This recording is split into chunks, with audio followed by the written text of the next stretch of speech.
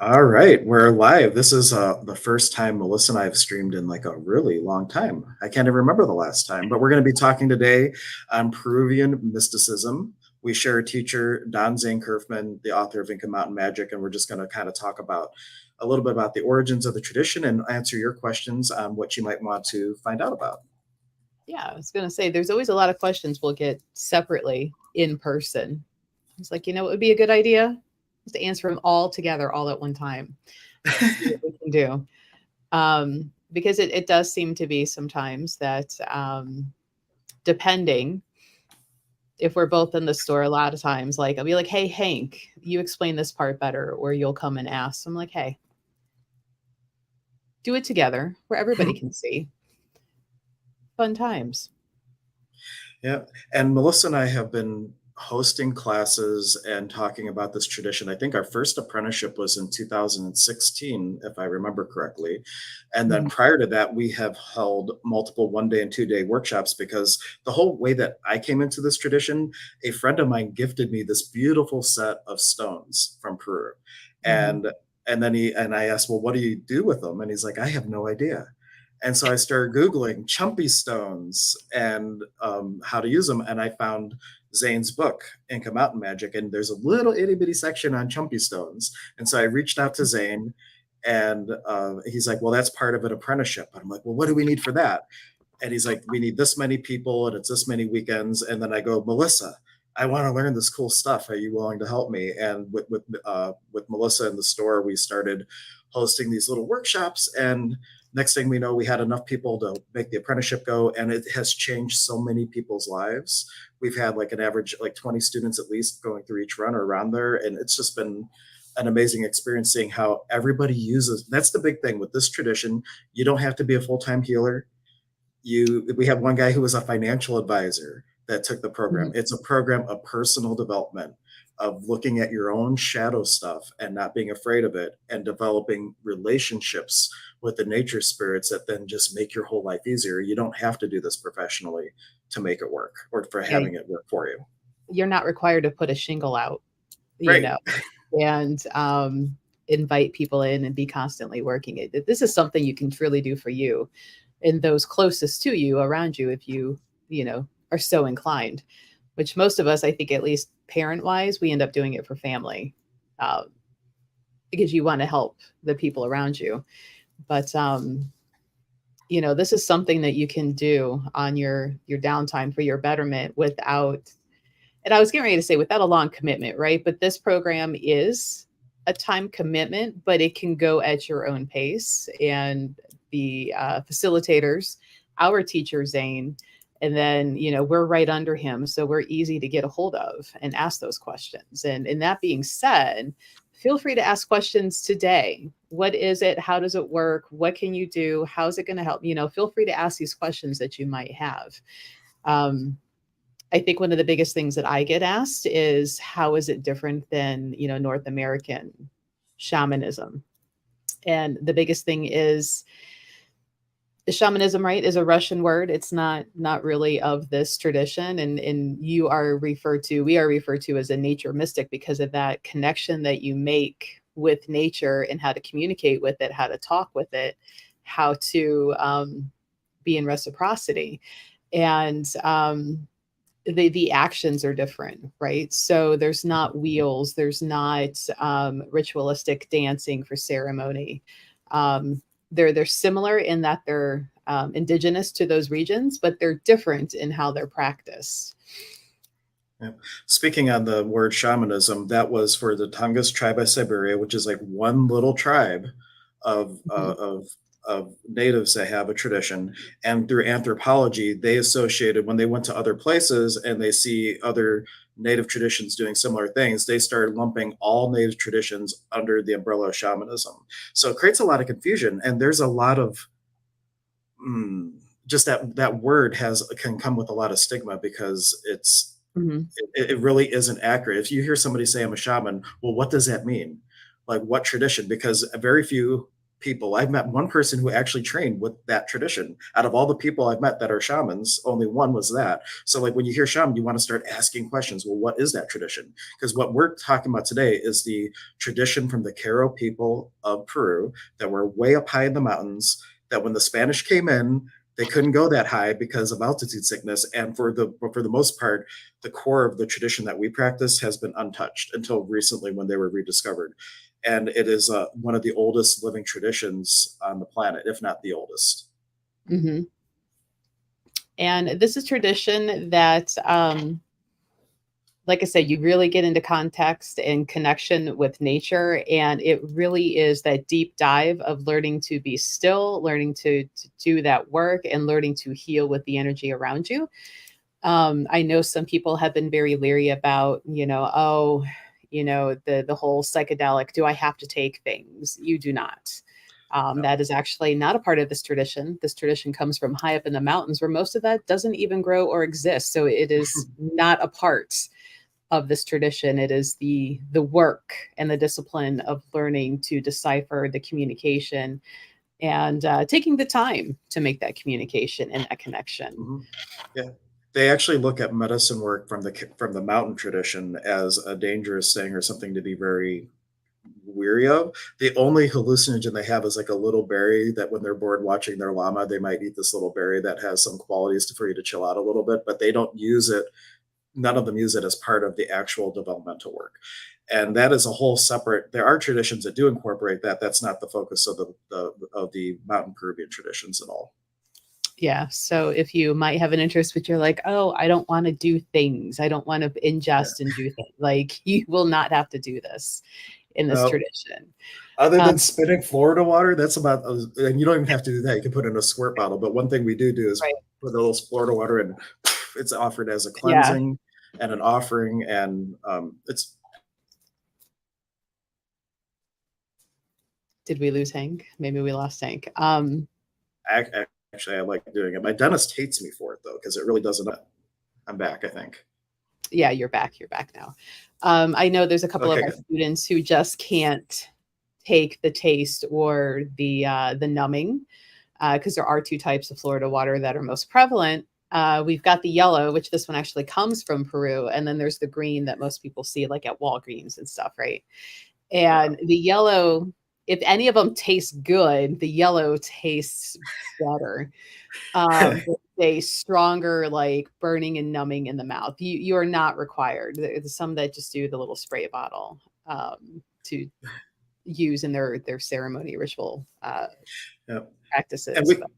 And we combine that with something called bakui. When you do put it in, or if you're using it with a spray bottle, every time you do the squeeze, you want to maybe offer a breath as a kind of a parallel to it, because part of it is the breath of intention. It's a bakui. So like when you're doing a cleansing, like there's 3 main energy centers. If I'm doing one spray for each center, I'm having the intention along with the breath, along with the Florida water, that I'm cleansing and purging the hucha, the heaviness, out of that energy center.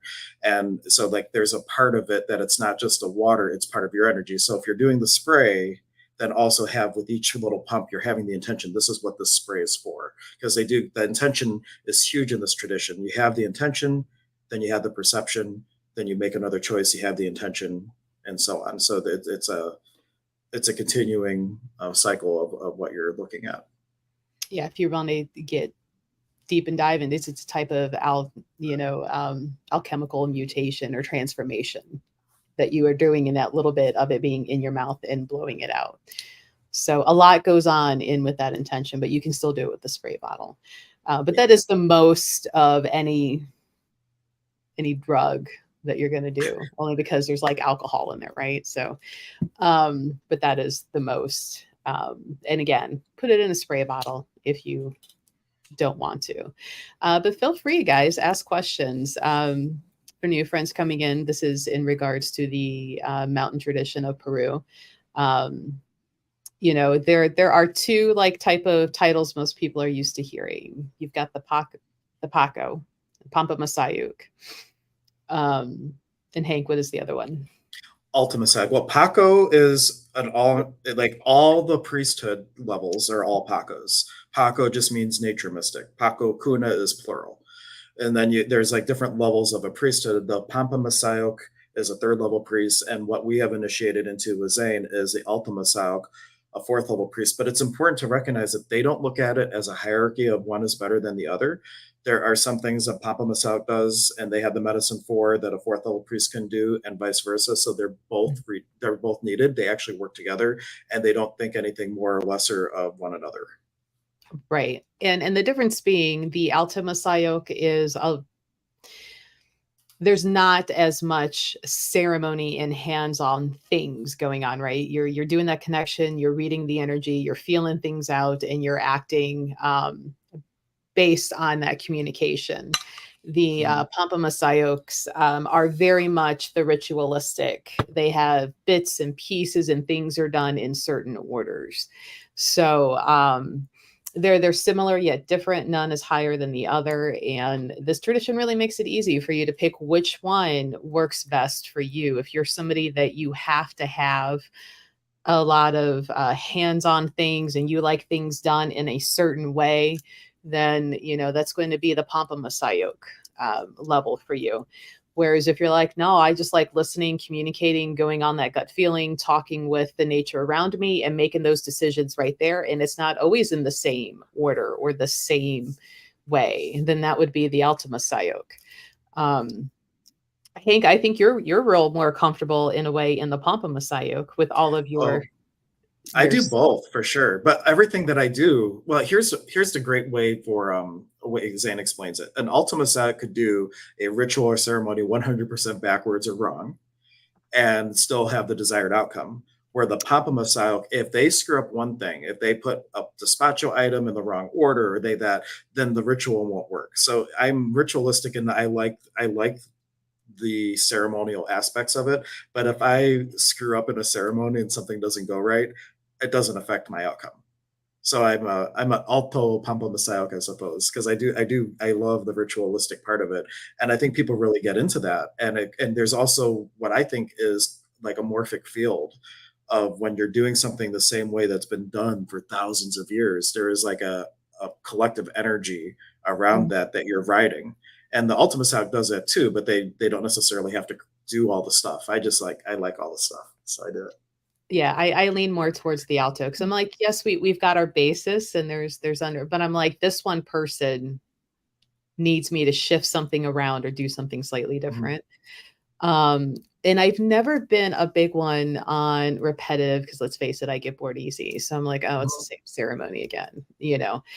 And so I lean more towards the alto. I do what I need to in this moment for myself or for whoever is standing in front of me without worrying about like, oh, is that supposed to be in the upper left or the bottom right? And how many times did we shake that? Or um, I just, that doesn't stick with me. It will not sit in the mountain of notes that I've had because we both have gone through the training, and I shouldn't say training because with air quotes, because it really is, but we have sat through with our teacher numerous times. And no matter how many notes I would take when it comes to the Pampa Messiah, like, oh, that's interesting, but it doesn't stick. It doesn't like, that's what I'm going to do. It's like, oh, okay, that's interesting. But that's why, And hey, I come to you and be like, okay, where does all of this here, where was that supposed to go? right. Because Well, and that's when Zane first taught it with us too. Like we did, there's this thing called the Hatan Karpay, and that's really the initiation of the fourth level. You get initiated, and in this tradition, like in some of the northern traditions, you might drum and you might intentionally take like an inner journey somewhere. But when it comes to like the southern tradition, you go to where the energy is naturally present. You need a cave, you go to a cave. You need a high point, you go to a high point. So the Hatan Karpai, you're going to all these spots where the energy is naturally present, and your energy fields in a way is being attuned to these energies, and you're initiated into the fourth level, having developed these one-on-one communications. And then after the first year of doing that, the second year, Zane had what he called the master program, and now he kind of blends the two the way that he's been working recently. But the master program was getting into the nitty gritty of, okay, you now have these direct relationships. Let's drill down to these like other little beings that maybe a Papa Messiah might work more with, and develop those relationships next. So it was kind of like we learned fourth level first, then third level, and now it's kind of a blending the way he does it now, which is really beautiful. There's a lot you can get out of the work that we did in the master program as well. Mhm. And blending, it's just beautiful. But I find it really nice that we start with those direct connections, and then I feel it makes the other connections way more richer. Like you've already been introduced to them in some ways, and you're just deepening the connections instead of just starting learning them in the beginning. Right. So it's a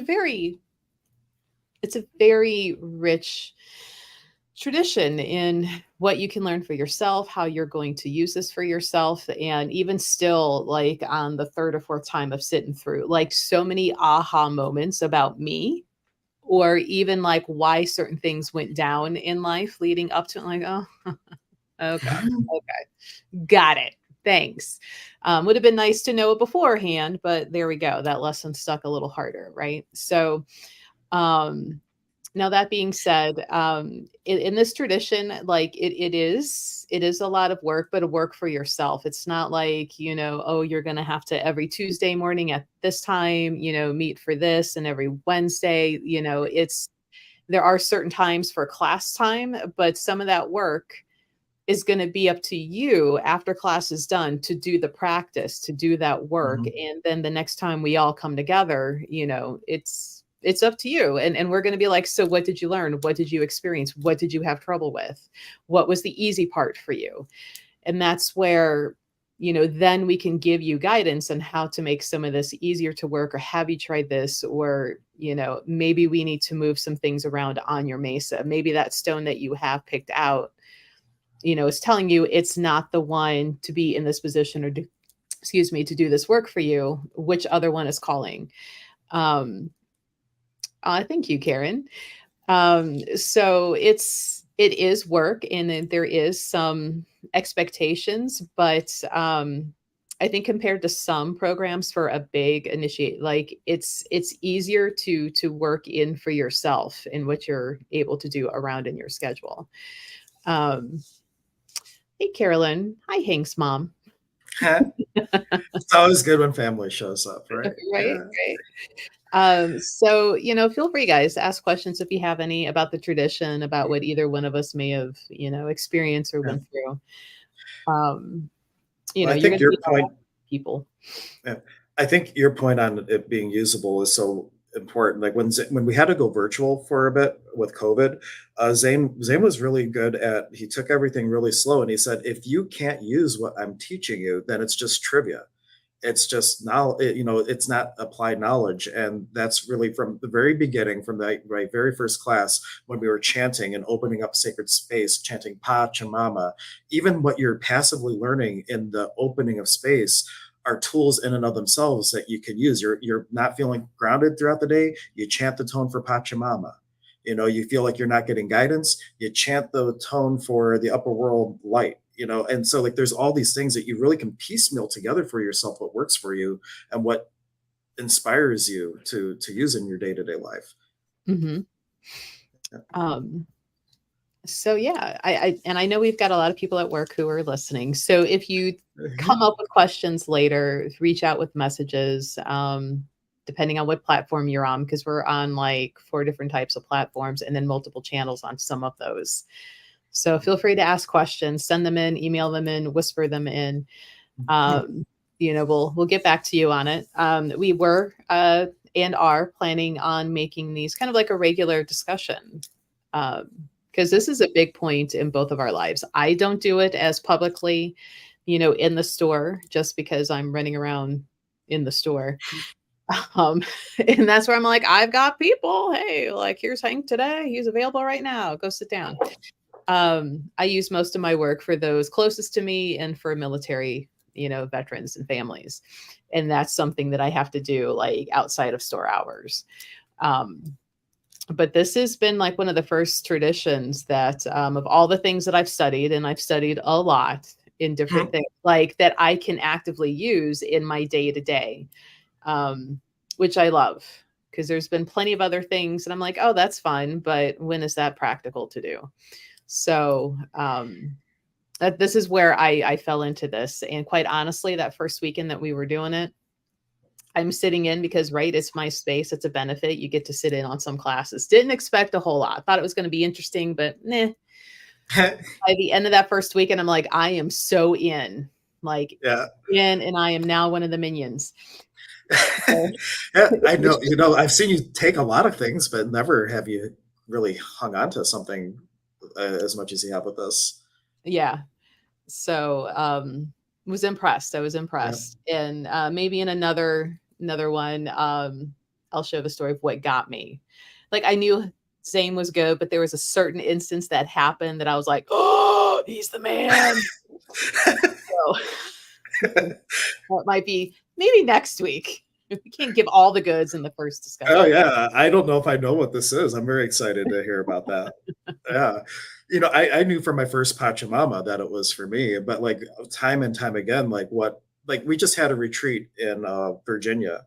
It was a lot of alumni, a couple of new people, but like people would come up to me after, like during the breaks, and say, is he in our heads? Because like what he's talking about, it was relevant for what was going on in so many people's lives. And that's an example of the Ultima Psychic at work. Like he's almost, you're like in this flow with the energy of the group that you're with, and what comes up is perfect for the group that you're with. And that's why every class, every weekend, every program is so different, because he gets in the zone and he's just flowing, and it's exactly what everyone in the group needs, and it's amazing and beautiful to see.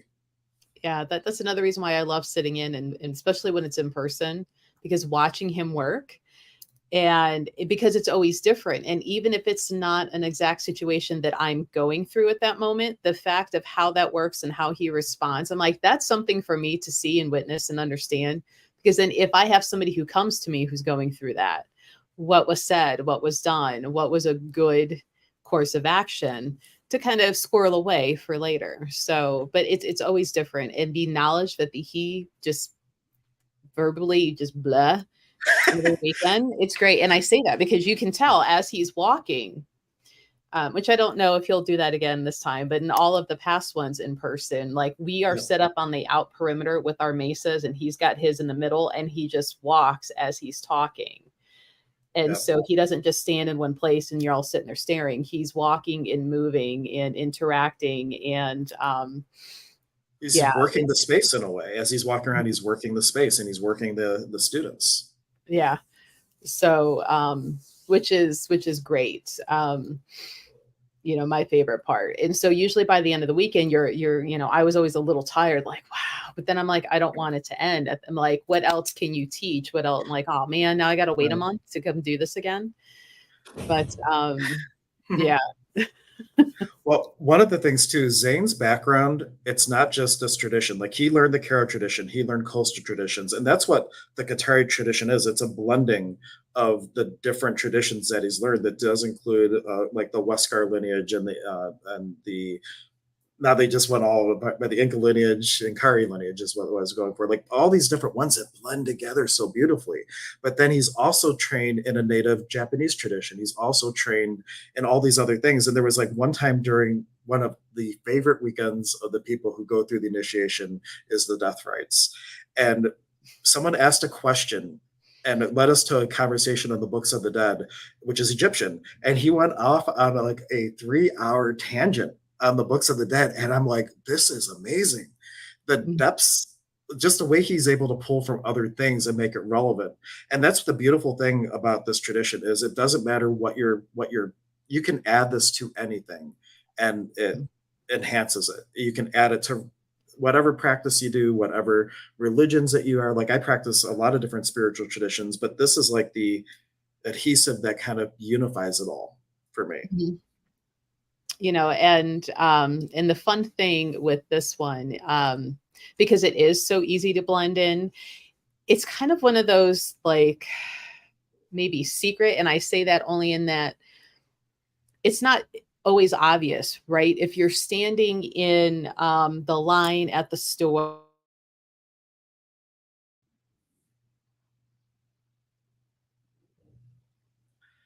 Not sure if I Or stopped or if and you most. it's a long line, there's short staff, machines are going down, and I think it was me. I think I'm back. Maybe. We'll see. Okay. Well, I hear you Um, now. but you've got that person. Am I back on screen? I'll just talk. You're on screen. Um, but you've got that person who's like throwing a fit, right, while they're standing in line. And one of the things that we learn is how to ease that off of them. And one of the big things, right, is in other traditions, they're like, you have to ask permission to do anything for that person. Where in this one, it's like the fact that they're putting out that in a way negative to everybody around them, they've already given permission because they're sending it. Yeah. So, you can then go, let's ease the situation and drain some of that stress, that anxiety, that trauma Hmm. off of him or her because they're spreading it. And so, I don't have to get out, some rattles and some rocks and throw some powder up in the air. I can just literally stand there and just kind of do my thing and everybody's in a better mood. And then, you get to check out and go home. So that's one of the things I love about this is that you don't have to do a whole bunch of ritualistic stuff for it. And some of the other traditions that I've trained in, like I've been trained in like Stregoria. And while it was interesting in the culture, and this was from a family lineage, and this person had to get permission to teach me, and I honor it and I love it, but I'm just like, oh my God, y'all are like the Catholics here, the pagan, because there's so much you have to do, and I'm just like, who's got time? Like, if there's an emergency popping up, really, it's gonna an hour and a half just to get the basic energy work done to even start what you need to do. I'm like, I can understand and appreciate it for what it is and call back on pieces of that if I need to. But I love the fact that I can just kind of stand there and take care of business as needed and not Mhm. put on a huge show. Though some people need the show, because Yeah. I will sometimes say a shaman is a showman, and if especially if you have someone really locked into third level thinking, like fear based thinking, they might need this presentation to get the logical mind out of the way for the healing to happen. But then with another person, all the healing can happen with a simple shake of a hand and it's done. And so like that's just kind of, reading the client, reading the situation. But Mhm. speaking to your draining the energy out of a situation, Zane equated it to like that person is littering and you're picking up the litter. Like when someone is Right. spewing, passion puking, whatever in line, you're just merely picking up litter. And we could have one whole stream. You mentioned Catholics. I practice as part of one of my traditions, Catholicism. And the actual mysticism in Catholicism is mind blowing. But then they Mhm. also have a lot of politics and things. But they're like, I really look at some of the priests, like they're little shamans. They're like, they're spitting, they're doing the holy water, they're doing this incense thing, they're doing chanting, and they're ringing bells and chimes, they're opening up portals. And like, wow, there's, when I went to my first Catholic mass with this all this training underneath me, and I'm just like, wow, there's a lot going on here. But there's also a lot Yeah. of judgment that goes on there too. So it's like Yes. finding the gold in it. I've had a lot of healing come to me by being able to go to those situations and really receiving healing from it because I have religious trauma syndrome myself from how I was brought up. But it's been a very healing process to be able to go to that and receive what's available and not get caught up with the doom and gloom. Yeah, I mean, I myself was confirmed Catholic. Later in life, I'll say, right? Because most confirmations happen when you're like, what is it, second, third grade, and I was doing mine in high school. And for a while there, like I was really in it, like because that whole connection and that connection to God and that beauty in it, and then here come the humans, right? And they start messing everything up.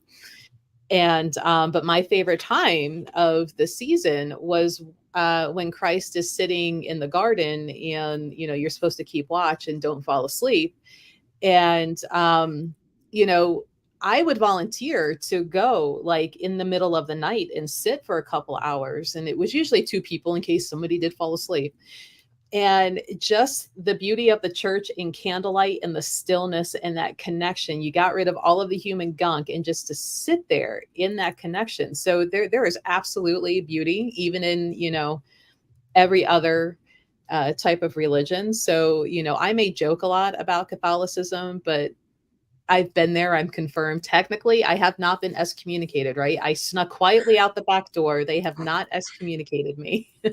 I can still say a lot of the prayers, but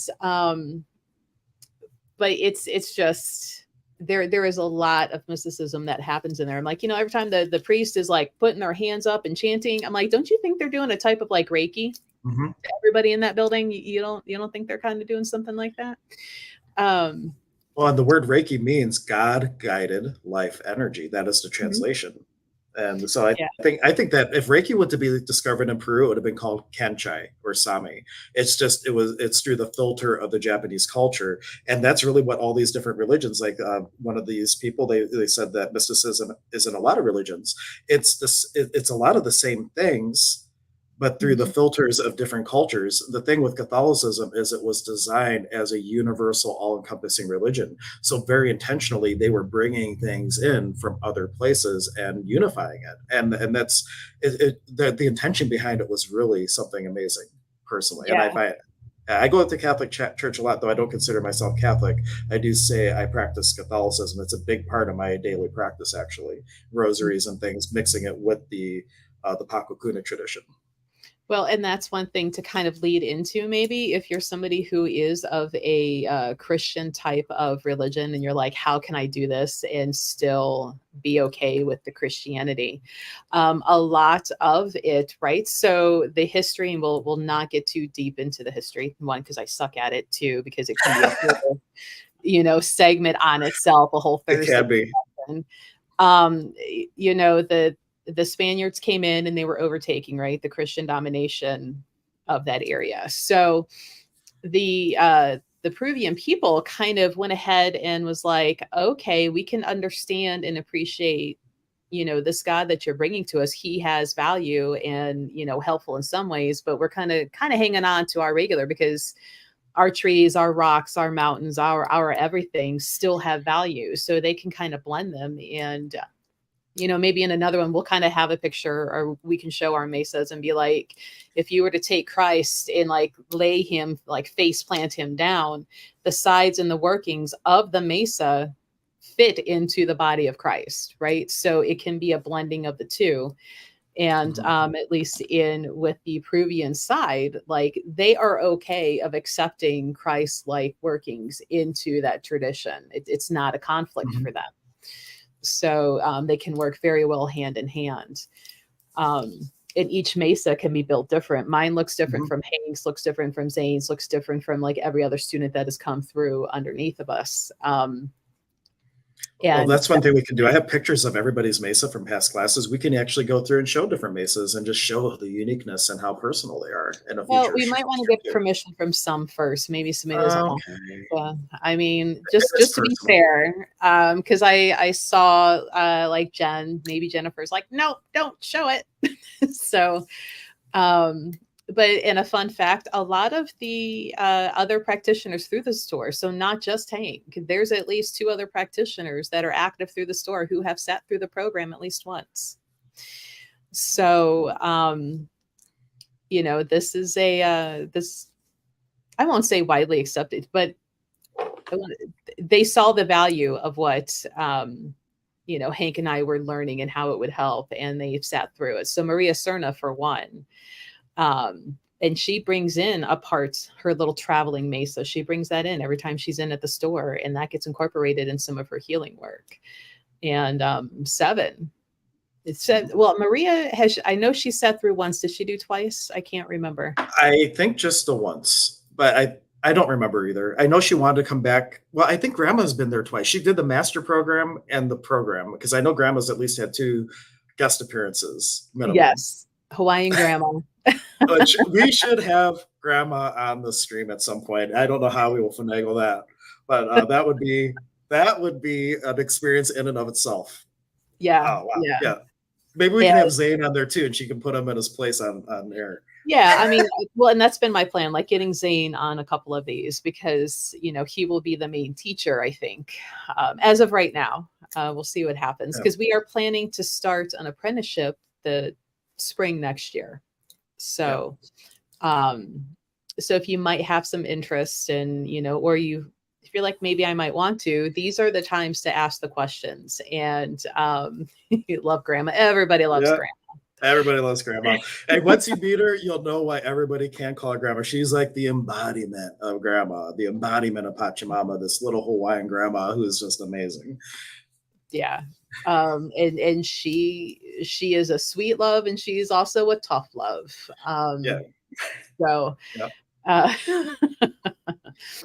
but you know, this is where you can ask the questions and find out, and you know, make that decision if you want to join us for an apprenticeship. But Yeah. it's also just informational, probably more so about Hank and the way he does healings, because you know, he is here every Thursday for private sessions where, like I said, I'm usually not somebody that you can book with unless it's something that it's a side conversation we have. And I don't want to say you have to appeal to me, but it's kind of like, why are you drawn to me when I've got all of these other people? Because usually my work is saved for veterans and their families. So but yeah. Yeah, she will not. I do know what her real name is, and No, don't do it. should I ever decide that maybe I would like to have my life ended early, then I will utter her name in person, standing close enough to her that she can reach me. But Yeah, I have been whacked by grandma several times, and she will take you out if she has a beef with you. I will tell you that. yeah, she's got some umph behind her. Yeah. Um, Oh, there uh, was a point I wanted to make. Well, finish that. I wanted to go back to how the tradition survived the Catholic domination of no, Peru. go ahead, because I was looking for a segue anyway. So go Yeah, for it. so like the one of the things was that in this tradition they have, like we talked about the priesthood, there's the Pampamasauk, which is a third level priest, the Altamasauk, the fourth level priest. They had this prophecy of a fifth level priest that could heal every time it just a touch. And so one of the things that really they embraced when the Spanish came and they talked about Christ, they said, "Oh, we knew that would happen. It just happened over there." And part of it is that because of this Christ energy that they were bringing, they took that at the prophecy had come true that the fifth level healer had emerged, and they really just embraced the Catholicism. And then the other thing that was interesting is they kept going to the with the Bible, like, oh, we have the door. This is the door to God. Like, we have the door. It's right there. Like, this is more the coastal tradition. But like the cactus, that's why they call it San Pedro, being Saint Peter, because it's the door to heaven. And it was like one of the, in the more coastal traditions, one of the few plants that they do use would be like the San Pedro, which is like there's a ceremony called a grandfather ceremony, separate stream, separate tradition. But that was another thing that you can see the Catholic influence in that. And when they started having the Catholic influence, instead of llama blood, they would actually use wine because of blood of Christ and how they use that for communion. It evolved the practice, and they incorporated some of these things into the tradition subtly, but it's there. Right. And that'll be a quick thing to point out, since you mentioned like llama blood, like this is tradition where there's no animal sacrifice if you're worried about that. Yeah. And I mentioned that because on last night's Woo Woo Wednesday stream, somebody came in chat who's one of our regular readers who has been on Woo Woo Wednesday and was starting to talk a little bit about certain traditions that are still okay with animal sacrifice. And there was like a little bit of a kickback in chat, and they're like, you're only allowed to sacrifice creepy crawlies and snakes. So if that would be something that you would be worried about, like, I don't want to harm animals. There is no harming of animals at all in this tradition. So, the llama blood used a lot of times and things used in the despacho because llamas have a lot of miscarriages. And so when there was a miscarry, they would use the blood from that in the despachos. And they would even in like Pachamama Roimi ceremonies, like for Pachamama's birthday, sometimes they would include things like that in the offerings, but it wasn't killing a llama. It was using what had already happened and just offering that. We're very grateful for llamas, Pachamama. Here is this, this offering, please bring us more llamas, is kind of the idea. Because with Pachamama Raimi, a lot of what you're doing is you're putting in these despachos the things that you're grateful for. So you're putting in maybe some money and things like that, depending on how you're doing it. There's a lot of different things you can put into that despacho. And then there's really basic ones where it's just a couple of continue. That's all more things we can take deeper dives in when we have them come up. Yeah. So there's going to be a lot of interesting and fun conversations coming up on these Thursday lives. But we figured this time around we would do some basic conversation, let you ask questions if you have any, or any comments. If you've sat through the tradition and like, I loved it, or like, gee, I wish that was explained a little more. These are the times to ask that. But because Hank, you even asked before we went live, because you've got your Kintu Mesa. I technically brought mine. And you're like, should we do open ceremony? And my gut reaction was like, let's not freak everybody out, newbies, right off the bat, right? Like maybe we'll start doing an opening ceremony on the live next week. And quite honestly, like I'm in my office blurred with my notes behind me. I planned on being in front of my Mesa, but they were tearing up concrete, like literally right outside my front door at my apartment. I'm like, well, that's not going to work. Yep. So, and a few things to look forward to too. Like one thing that I'm inspired to do for Pachamama, I did like a healing clinic, and I set up my big mesa, and people came, and I just did healings for donation. I think I would like to do that once a month out of the store. So if you're going to want to come in for a little healing, I'll offer that. I'm there every Thursday too, but I'm going to have like the big thing set up. I would like to do that once a month. I haven't talked to Melissa yet, so I hope you say okay. And then surprise. And like every fourth Friday out of my office, I do a sound bath mixing in the Peruvian ceremony. So you could come and get a taste of like chanting Pachamama and opening sacred space. And I'm going to be doing introduction nights and one-day workshops out of the store and or my office, where you could get like a little, they're intended to give you a little bit more than we're giving here, but to see, is it for you, get you started on a few practices, and then know that, hey, I would really like to go and take a deeper dive with Zane, and really dive into it. Is there any books? The best book is Zane's book. In terms of what we're talking about, Zane is the author of Inka Mountain Magic. If Melissa doesn't have copies, I have copies I can get to Melissa, or I have them, and you can. It has a little glossary. It has a lot of good information in it, but it's more of an overview too. I had some a couple days ago, but I'm going to log into the back end of my inventory. So Inka Mountain Magic by Zane Curfman. He's actually our teacher. Yep, I've got 3 copies. And now the next question is, are they on the website? But there's a couple other authors, and maybe that's something we can go over for next week, having those ready, because I have I call it my Zane book bag, which is full of like the books, the notes, the binders, and it's starting to outgrow that book bag. Honestly. And one thing that I would be willing to do too, if we're going to start recommending books that aren't Zane's book, but we want to kind of weave in how we have learned, we could do like how you did the book discussions with Marianne. We could pick a book, read it, and actually come together and talk about it, giving in some more life experience information to complement what the books are going over. So I would be very interested. It would give me motivation to actually read these books again, because I've read several of the other books too, and they're all really good. There's some people who even have had the same teachers as Zane, so you're seeing kind of the same information. Not all the teachers, but similar teachers to Zane, but presented totally differently or from the female perspective. And it's they're all really relevant and good. Yeah. Because like right now I can picture the cover of Elizabeth Jenkins' book, and I couldn't tell you what the title is. But there is the link for our website if you want a copy of Zane's book. Because I do have 3 in, and if we run out, then I go hustle Hank for a couple copies of the book. And all the copies that I have are signed currently. I got a case of them through Zane. I have 20 on hand that I can, if you're interested, reach out to Melissa. If you want those, get them through her, please, because she's a much better seller of things than I have all the stuff, but like it's pulling teeth for me to get it to you. So you'll get it way more timely if you order it through Melissa. Now you know how it went working on the expo together. It was fun. Yeah, it was fun. Yeah.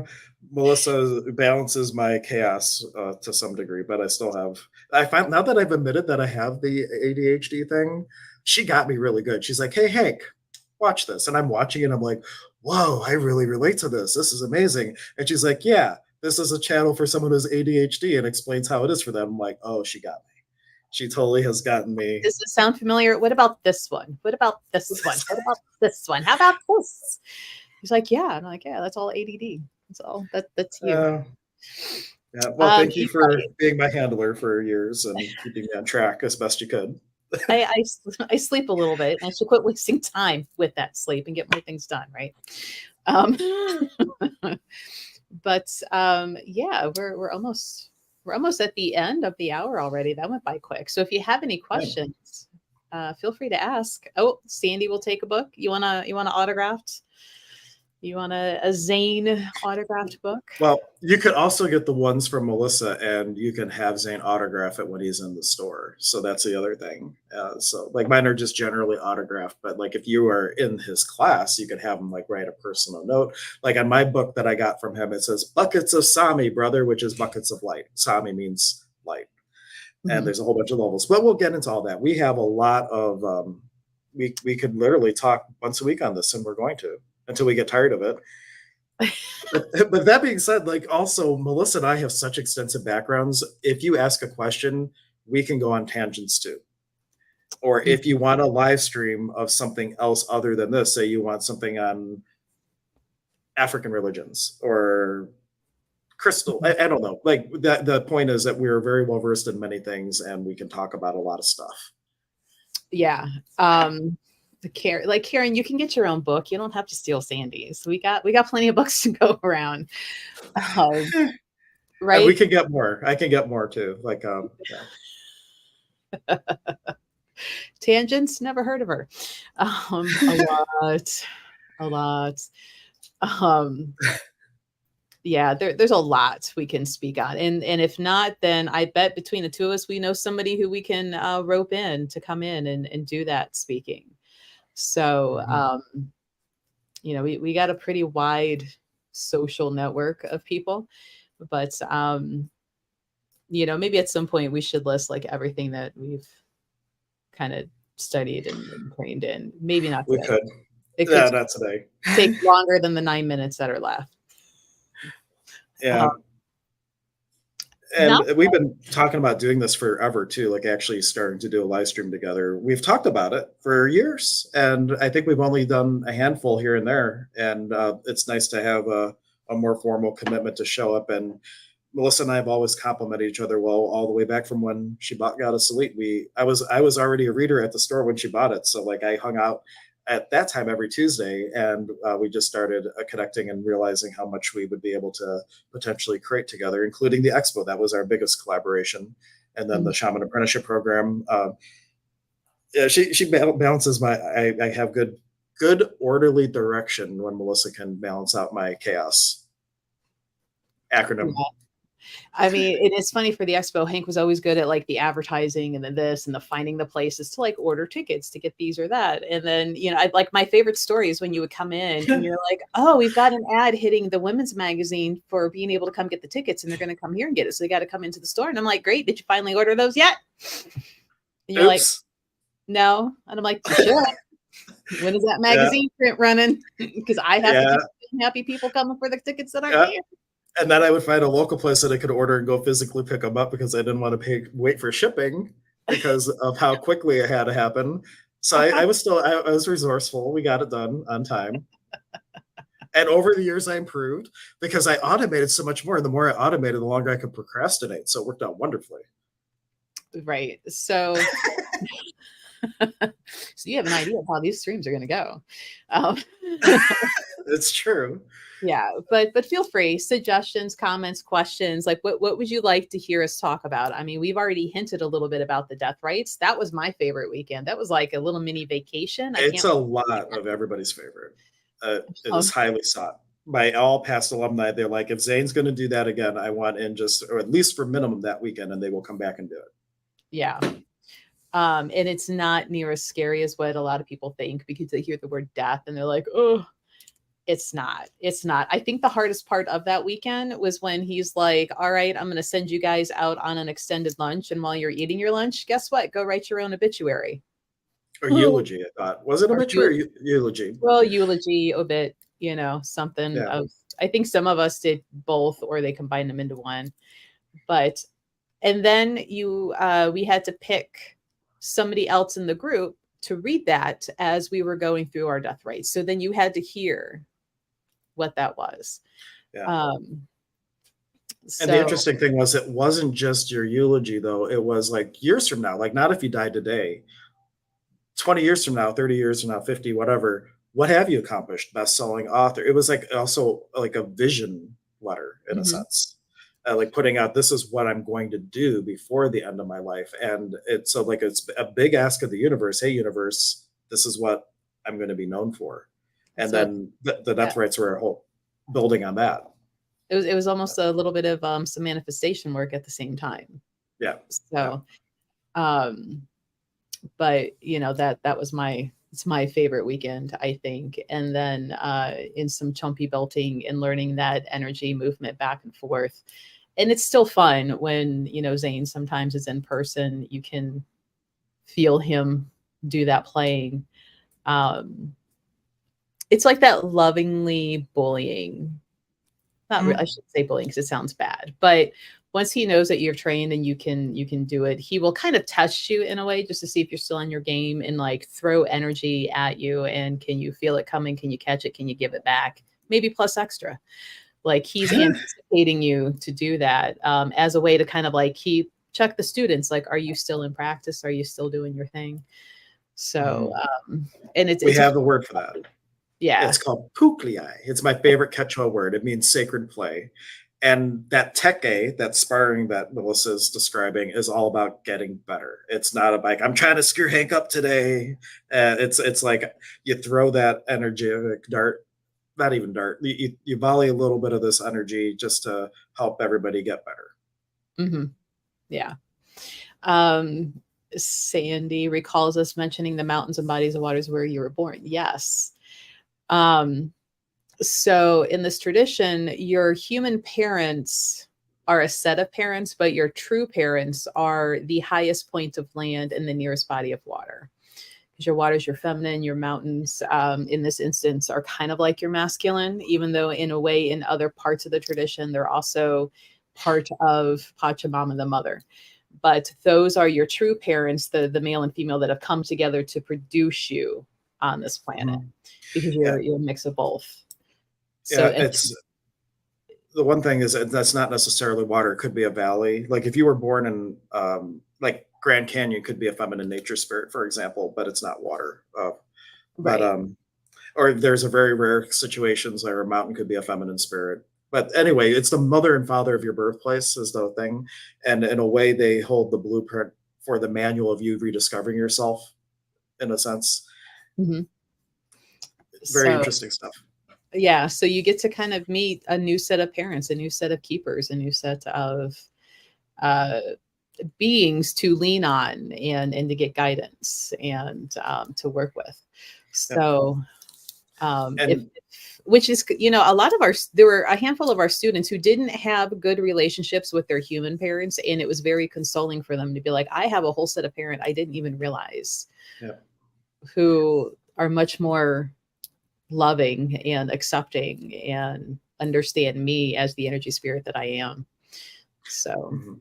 There's actually an entire part of the Hatan Karpay is this whole process of healing the family lineage, like not just your parents, but like healing from that and graduating, like recognizing that your parents have given you ancestral gifts passed down family lines, sending some ancestral thing back, but emerging from this one particular process connected. And from that point, your Pakarina and your Ituapu, which is the name for these nature spirits of your birthplace, they become your guiding force. And if you ever hear my healing work, I always call in those two spirits, because if I work with somebody one time, my most important thing is to re-imprint them, calling in their nature spirits of their birthplace and their star, their soul star. Those three imprints, if I only work with you once, those are the three most important, because that could set the tone for the whole rest of your life, because you've been re-imprinted with them, and things that don't match your soul walk are going to get illuminated, and or they're going to be easier, they're going to stand out a lot more,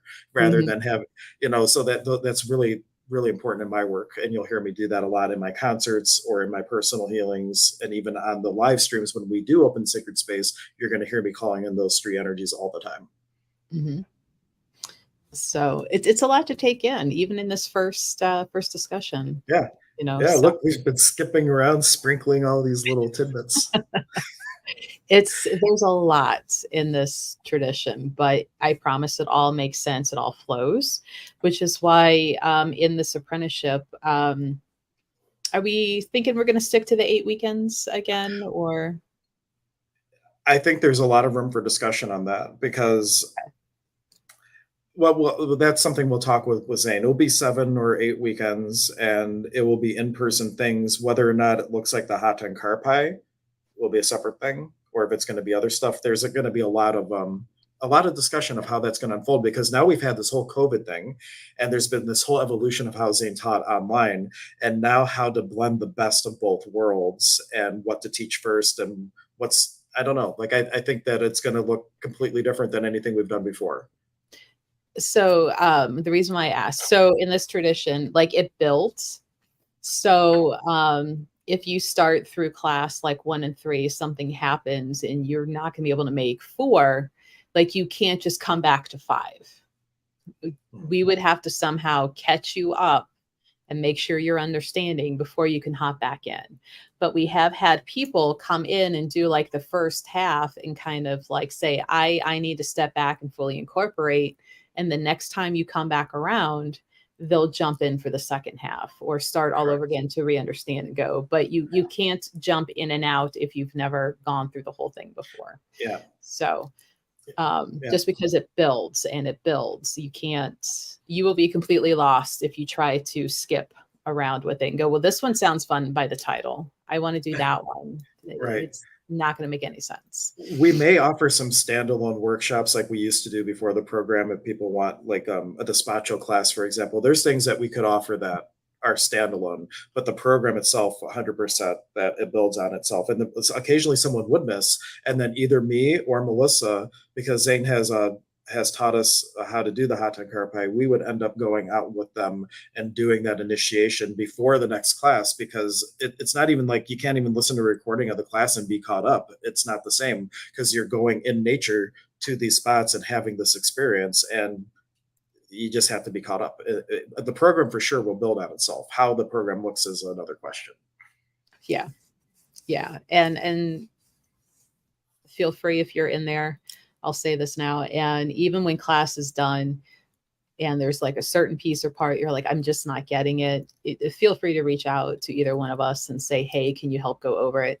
Because everybody's a different type of learner, hands-on learning, speaking, writing. And there's been plenty of times where some of the students would kind of be like, I like the way you explain it. Can you explain this a little better? And I tend to speak more in metaphors for people. So it's like this, or it means this, or have you done this? It's like this, but do this instead. So, and Hank, you have another different way of like rephrasing. So, it's very, very open and there's no judgment to say, I'm just not getting it. Can you try again? And we will find a way to help make this understand. Case in point, there's been a student or soon to be student who's worried about taking it because they are one of those people who, when you say close your eyes and picture a mountain, like they cannot. They are one of those people that cannot visualize in their head. So that has been kind of worrisome. They're like, well, I can't picture this. I can't do this. And I'm like, but you can feel. And I'm like, in this tradition, they don't sit and meditate. They operate on feeling. You don't have to worry Mm-hmm. about picturing. And they're like, oh, I'm like, Yeah, yes, opportunity for you now. that's a really big distinction. The Caro will not like if you were like pinging in with some energy somewhere, and like our thing might be we go there, but with the Caro, they bring it to their bubble and they're just feeling the vibration within their bubble of light.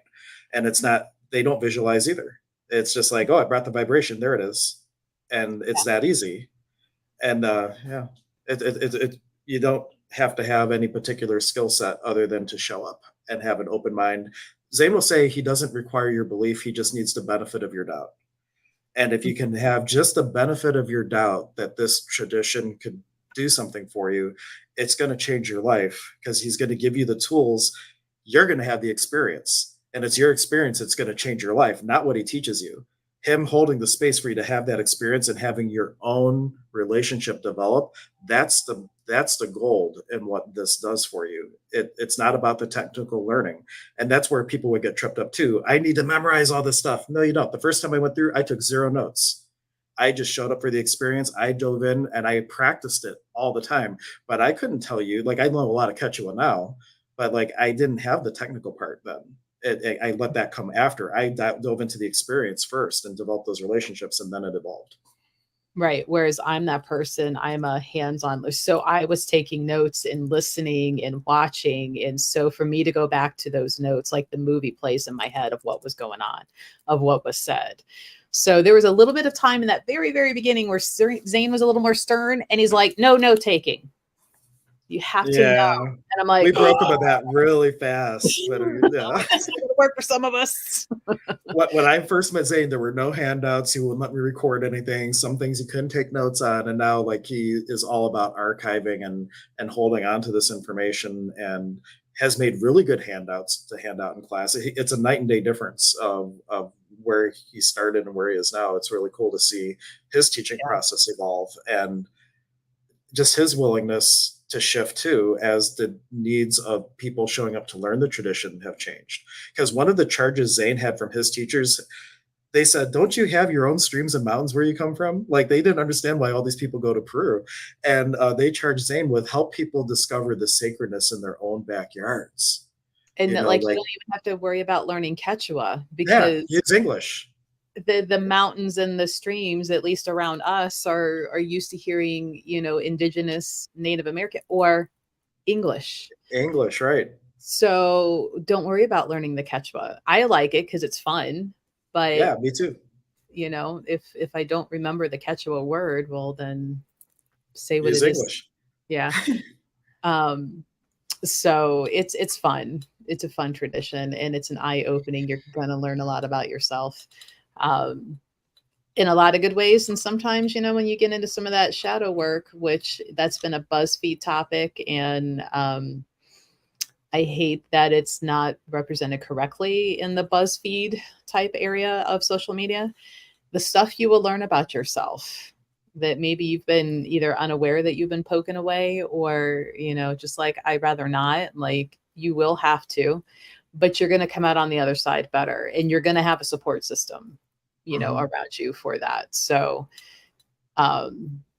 it will cause change and it's going to cause shift, but you'll have the tools to make those shifts happen with ease, or more ease than you would have without the tools, at least.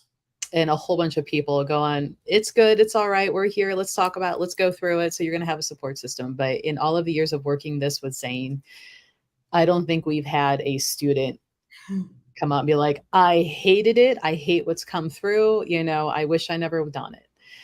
I mean, I myself one year had a rough year with it, and I'm like, oh my God, could you stop?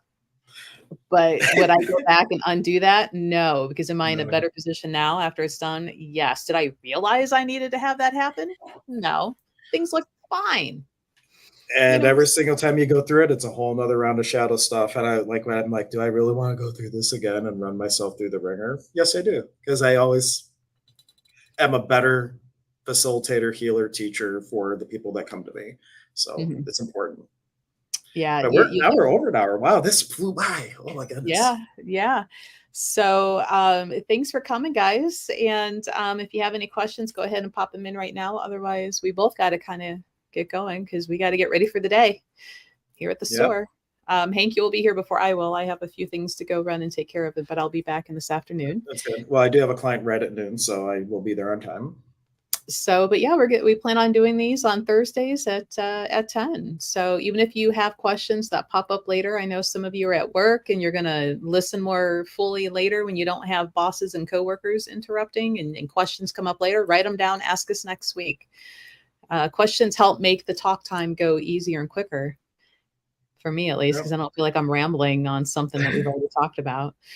But thanks for hanging in there, guys, and joining us. And we look forward to seeing a Nike Kawaii. Thank you. We love you. Yeah, see, Quechua. Quechua. I love Quechua, so I will use it. But yeah, but you don't need to learn it. Don't let that intimidate you. There's no need to learn Quechua. And there's a glossary in Zane's book. So if you do have questions about Quechua, there is a glossary and it has most of the common words in it. So you have that as a tool if you get his book too. Yeah. So thanks for coming, guys, hanging in there. We hope to see you next week and hope everybody have a great day. All right. Bye, everyone. Bye, guys.